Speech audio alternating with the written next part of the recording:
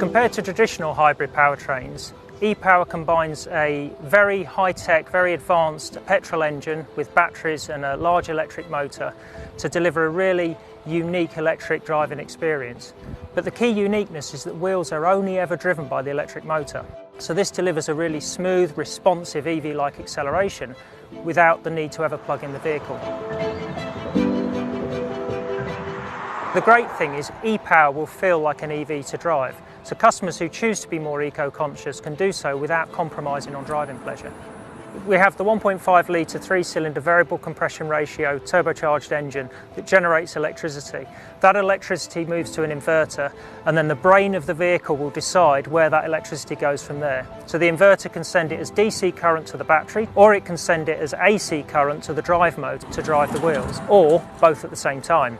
When you accelerate strongly, the engine will generate this electricity to the inverter, and that will go to the drive motor to drive the vehicle. It can even be topped up with more energy from the battery to give you full power, the full 140 kilowatts for really strong acceleration.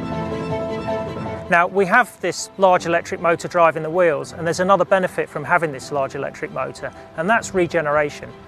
As the vehicle's slowing down, we use the electric motor to regenerate some of our kinetic energy and turn it back into electrical energy to store in the battery. So when you lift off the accelerator or you push the brake pedal, the electric motor driving the wheels becomes a generator. The wheels turn the electric motor, that generates electricity, and that goes back to the battery. So we can use that energy again later to re-accelerate the vehicle. And this really brings strong efficiency to e-Power. So we adapted the technology of e-Power, the base components for Europe, but we've also changed the tuning.